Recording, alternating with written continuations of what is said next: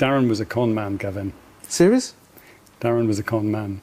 Nothing he told you was true.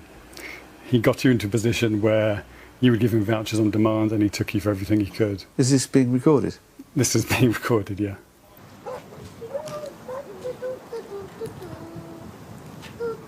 It's amazing how you can sing today. Go and then get your scooter. Darren has just been to Food Bank, having been given a voucher by the job centre. Has been a godsend. They really have helped us out. Recently made redundant from a management position, there's been a delay setting up his benefits. He now finds himself battling an unfamiliar system. I always used to be very, very critical of people that went to job centres. And having experienced it myself now, more and more, on a daily basis, I sympathise with a lot of them. I really do, and I can see where a lot of their frustration comes from. I really can. I'd made my benefit claim 6 weeks ago, and they lost it, and everything had gone completely. They admitted liability.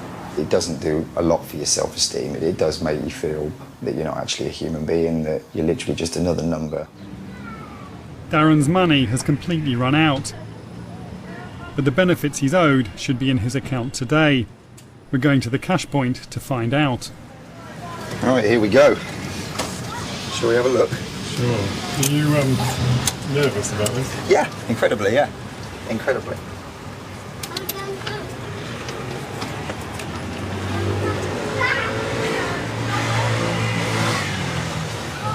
And there you have minus £19.22, which means actually everything they said they were going to do, they haven't done. So tomorrow morning I will be back down there. Absolutely. And I am really fed up now. Okay, and how much were you supposed to have in there?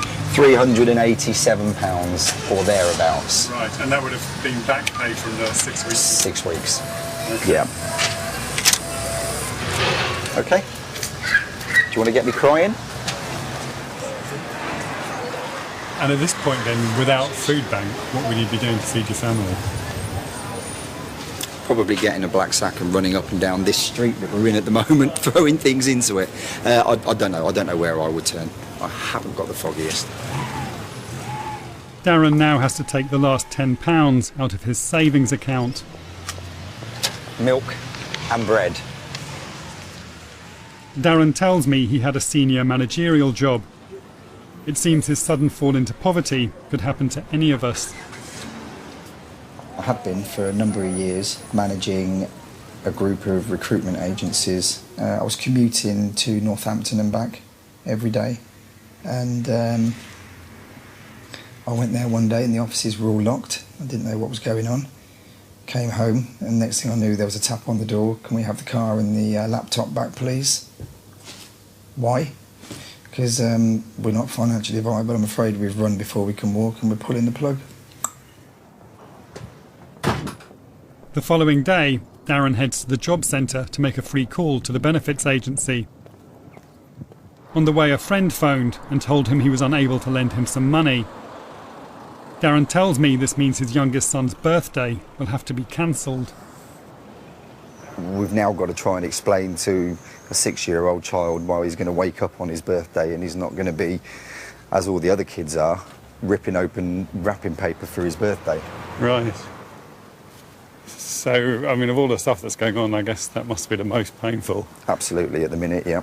You wouldn't want to be inside my knotted stomach at the minute.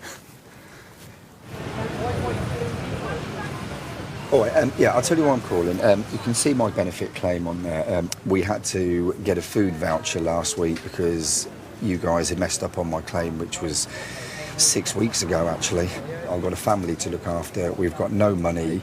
We're going to need to get another food parcel, and it's my son's birthday, and he's not actually going to be receiving anything for his birthday, thanks to you. So when's the next available appointment, please? Tuesday next week is the first time you can get me in. It's unacceptable. Unacceptable. You know, at the end of the day, I wouldn't want you to live in the situation I'm living in right now. I really wouldn't.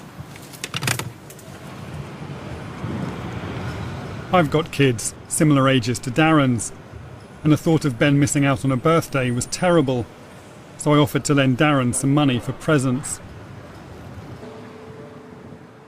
Darren is on his way to Food Bank for a second time, a week after he was first here. Gavin knows he's coming and is bending the rules to save Darren the trouble of returning to the job centre for a voucher.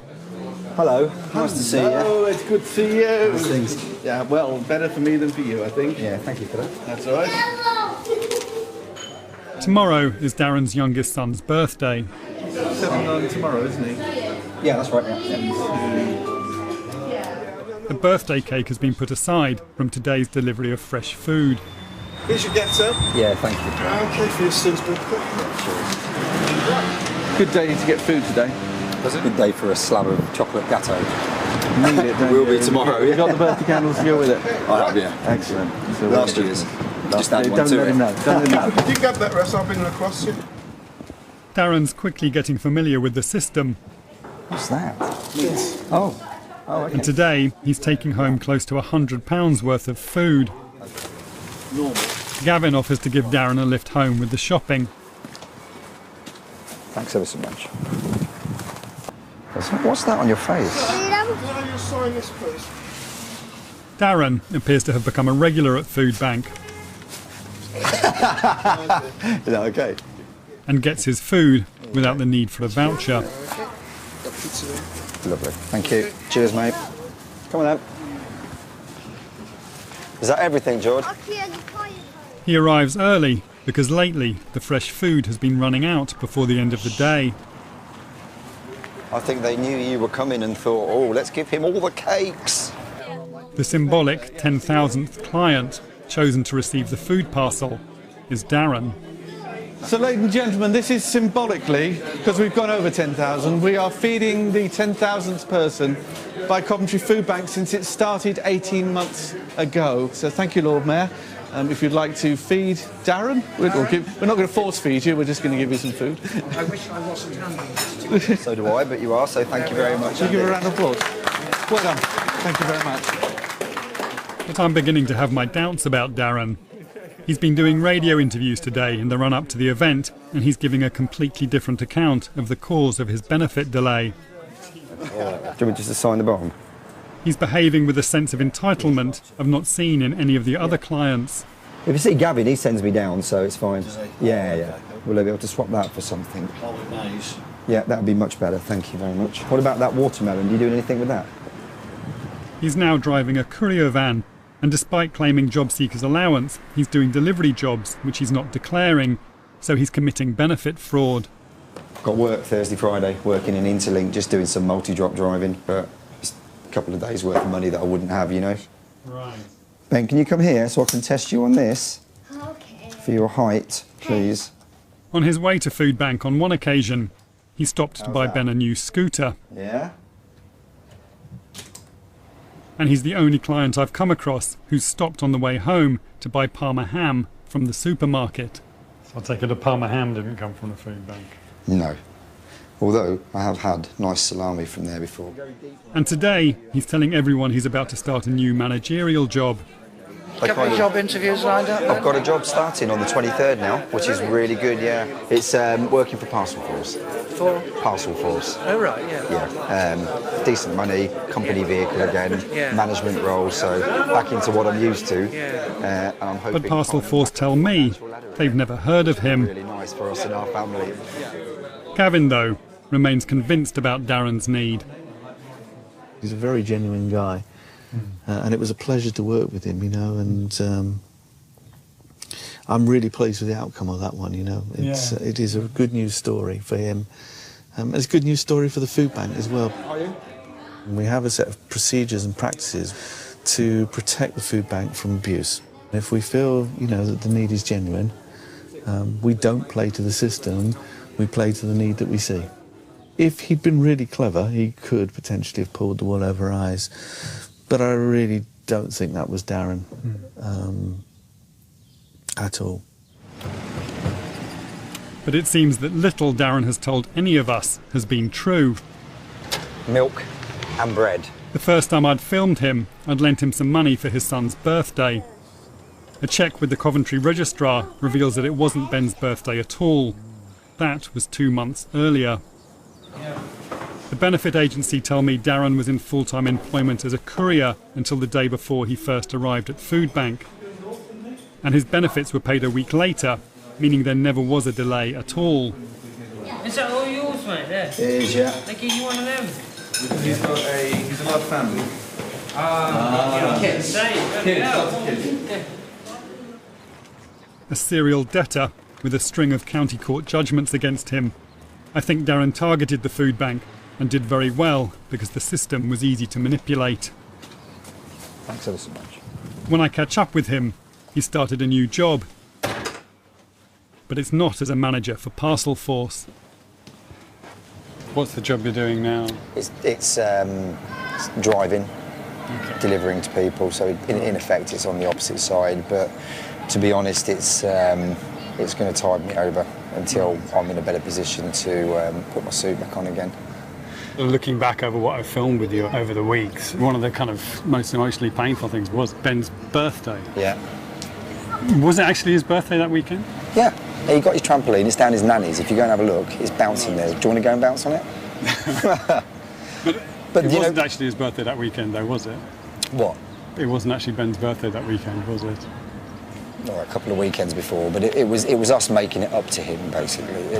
But his birthday was way before that. It was, but do you know what it was? It was an emotional factor that we had planned a party. Hang on, Darren, his birthday was in the beginning of May. Mate, but we planned a party for Ben. We couldn't afford anything for him at the time, and we basically. Hang on, you couldn't afford anything for him in May? Not really. But no. you were in full-time employment in May. I was, but we were starting to struggle at the time. Right. According to the benefits agency, you were a van driver on the 5th of May. I wasn't. And according to them, you've been on and off the benefits system for some time. I haven't been on and off it for some time. And No. you got a history of debting and petty offences. I have. And yeah. I think you heard about food banks and you targeted them for a bit of free shopping. No, that wasn't the case. And you did very well out of it. No, it wasn't the case, Dave. I did get a fair bit of food, yeah. Yeah, but, I mean, you could have a month's worth of shopping out of the food bank, and that's probably worth, what, 500 quid? Oh, I don't know. I don't know. From the stuff they gave me, I couldn't tell you, Dave. I don't know, mate. Me, man, you, woman. Here we've got two people. You, one.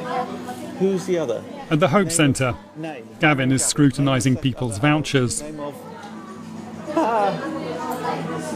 We've got two support workers who've turned up without any form of identification. Yeah, that's fine. Okay, I just needed to be sure. Yeah. All right. Bye. Yeah. You have been accurately described. I was struck by the ease with which Darren had abused the system. I actually think we have, for the voluntary sector in the city, a very, very tight level of control. And we need that because we need to honour every single tin that's been denoted to us by the general public, that we have a good idea that that food is going to somebody who actually needs it. Okay, somebody like Darren, for example, you gave him vouchers when he needed them. Yes, very specific example of somebody that we got to know very, very well indeed and understood the circumstances too. But do you think you were equipped to assess his need properly? Yes, I think so. And do you think you assessed his need properly? Yes. Darren was a con man, Gavin. Serious? Darren was a con man. Nothing he told you was true. He got you into a position where you would give him vouchers on demand and he took you for everything he could. Is this being recorded? This is being recorded, yeah. Then I need to reassess what we're doing. I'm absolutely shocked by that because I felt we were a good judge of people, so I'm just